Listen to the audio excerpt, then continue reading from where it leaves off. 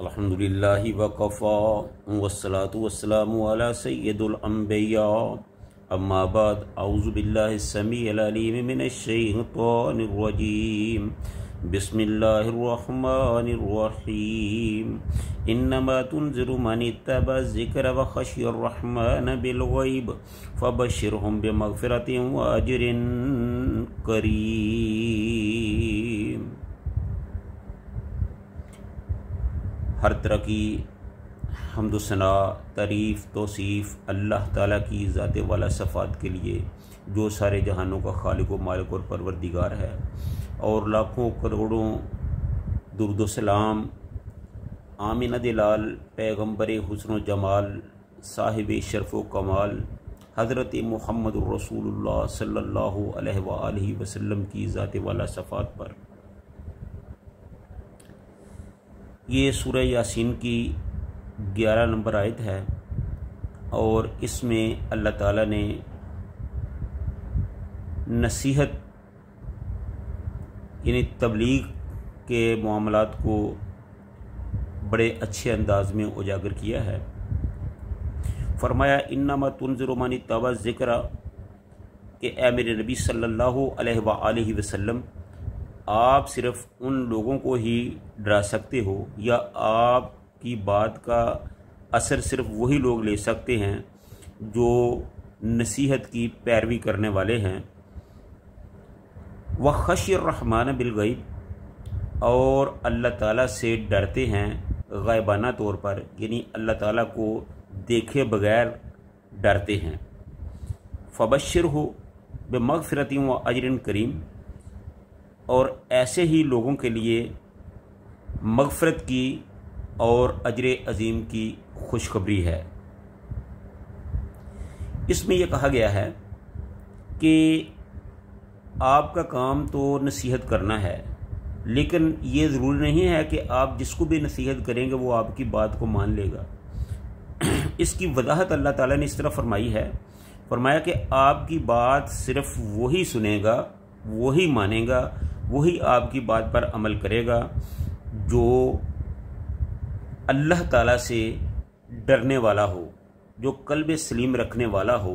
जो आखिरत की फ़िक्र रखने वाला हो, जो दीन इस्लाम पर अमल करने वाला हो। बिल गैब, यानी कि अल्लाह से डरता भी हो और उसने अल्लाह को देखा भी ना हो, यानी गायबाना तौर पर ही अल्लाह से डरने वाला हो। उसे यकीन हो कि मेरे अमाल को मुझे अल्लाह ताला देख रहा है। तो ऐसे लोग जो अल्लाह से डरने वाले हैं वही नसीहत हासिल करते हैं, और उन्हीं के लिए अल्लाह ताला ने मग़फ़िरत का वादा किया है, और उन्हीं के लिए अल्लाह ताला ने अजर अज़ीम का वादा फरमाया है कि क़यामत के दिन उनको अल्लाह ताला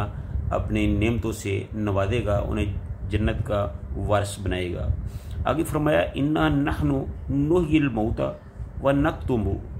व मा क़द्दमू व आसारहुम व कुल्ल शैइन अहसैनाहु फ़ी इमाम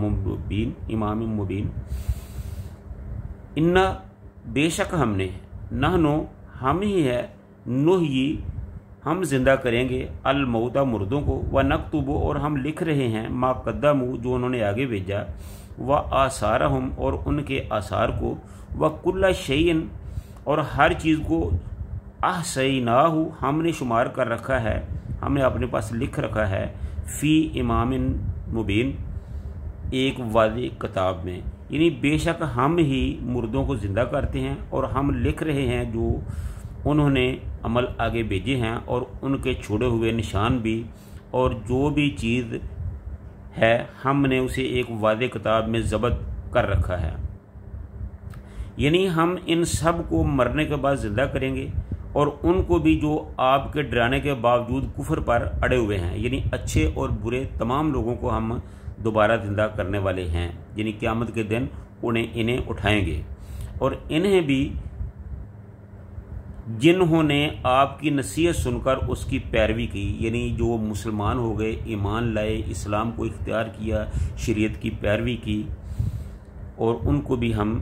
दोबारा ज़िंदा करेंगे। क्यों करेंगे? تاکہ انہیں ان کے اعمال کی جزا دے سکیں، ان کے اعمال کا بدلہ دے سکیں، یعنی ان کو جنت کا وارث بنا سکے، جنتوں میں داخل کر سکے۔ بعض مفسرین نے مردوں کو زندہ کرنے سے مشرکین کو شرک سے نکال کر ایمان میں لانا مراد لیا گیا ہے، یہ بھی ہو سکتا ہے۔ وَنَكْتُبُ مَا قَدَّمُوا، اور اچھے یا برے جو عمل بھی انہوں نے کیے ہم سب لکھ رہے ہیں۔ وَنَكْتُبُ، ہم لکھ رہے ہیں، ما قدموا، جو انہوں نے آگے بھیجا، جو انہوں نے اعمال کیے وہ ہم نے سب اپنے پاس لکھے ہوئے ہیں، محفوظ کیے ہوئے ہیں، یعنی لوح محفوظ میں لکھ رکھے ہیں۔ وَآثَارَهُمْ، آثار اثر کی جمع ہے، اس سے مراد ان کی زندگی میں یا ان کی موت کے بعد دوسرے لوگوں کے وہ اچھے یا برے اعمال ہیں جن کے سبب یہ بنے، اور ان کے کسی قول یا فعل یا ان کی کسی حالت کی وجہ سے دوسرے لوگوں نے وہ اعمال اختیار کیے، یعنی کہ ایسے نیک لوگ جن کو دیکھ کر دوسرے لوگوں نے بھی نیک اعمال کیے، اچھے راستے کو اختیار کیا، جنت کے راستے پر چلے، صراط مستقیم پر چلے، تو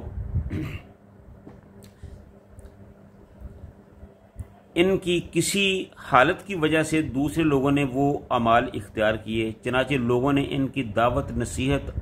امر بالمعروف نہی عن المنکر یا جہاد فی سبیل اللہ کی وجہ سے، یا ان کے پڑھانے یا ان کی کسی تصنیف کی وجہ سے ان کی زندگی یا ان کی موت کے بعد جو نیک اعمال کیے، یعنی کہ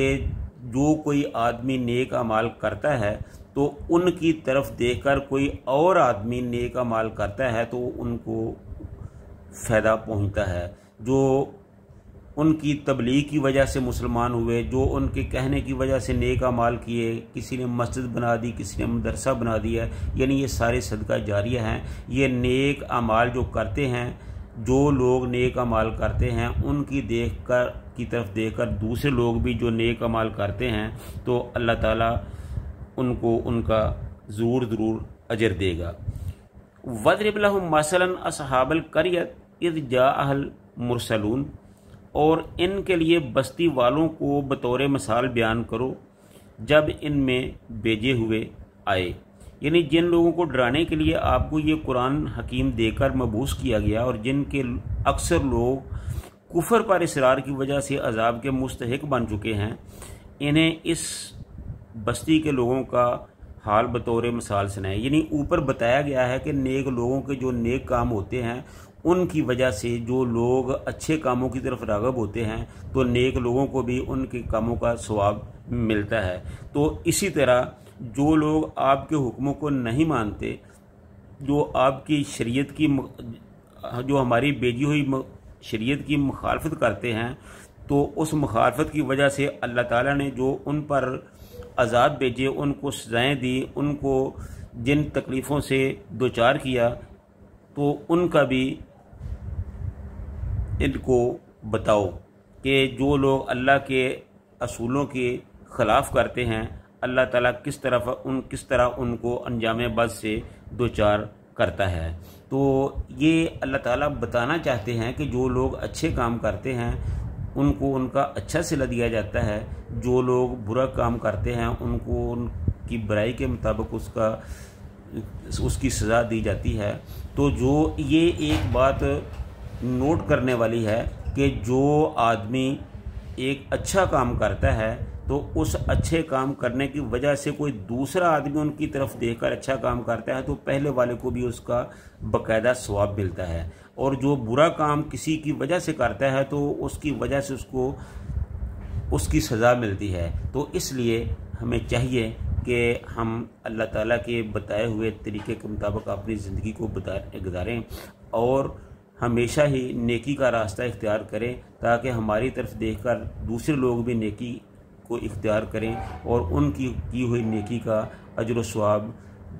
پہلے والے کو بھی مل سکے۔ اللہ تعالی ہم سب کو نیکی والی زندگی اختیار کرنے کی توفیق عطا فرمائے، آمین۔